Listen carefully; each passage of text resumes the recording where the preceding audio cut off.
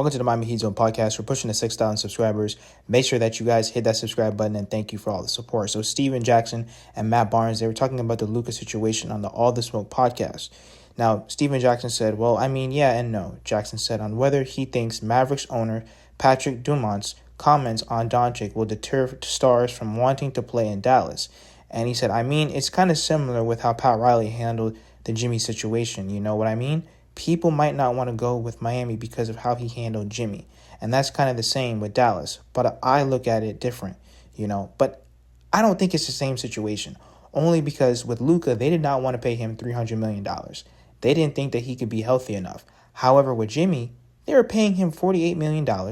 Pat Riley said, and I know a lot of people are going to say, well, how would you believe Pat Riley when he didn't pay Dwayne Wade and all these other guys? Which is true. And I honestly think the only situation where Pat Riley was 110% wrong in is not paying D Wade. Shaq, he got into arguments with Kobe and the Orlando Magic and every single franchise he was with. LeBron James, even though, Pat Riley was tripping, taking cookies off the plane and all these different things, LeBron James has to thank the Miami Heat for winning the champion. Multiple championships. He's a champion because of the Miami Heat. We showed him the way.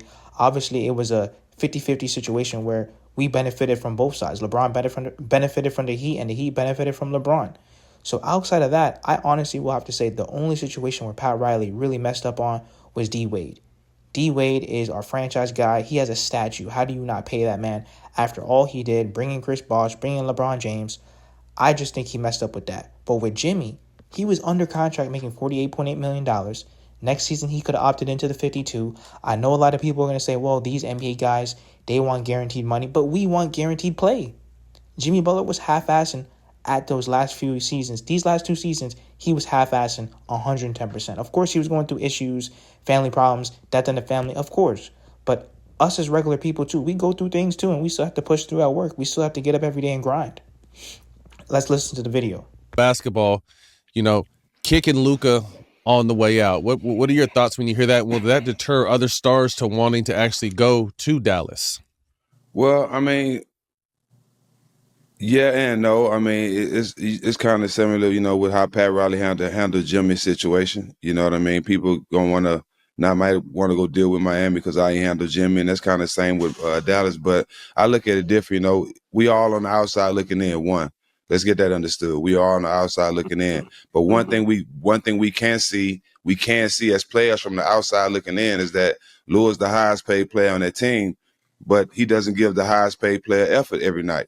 And that's no knock on him. That's just what we see. It's what we see. And I think these days, especially when you got a coach like Jay Kidd, who played a number of years and played 110% every night until he couldn't play no more, I think, that and with a guy like Nico there. Nico is cool with a lot of the dogs in the NBA. He ain't cool, what I'm saying? Yeah. Everybody Nico got his respect from real people in basketball. So I wouldn't go that far and say that stars don't want to come to the Miami Heat. I just think the main reason is we have not been able to have the assets to even go get these stars. And all these deals, you're seeing 3, 4, 5 first-round picks being thrown around. The Miami Heat do not have those type of assets. And especially, I know a lot of people will say, oh, but it's Miami. Yeah, but players also want to get paid.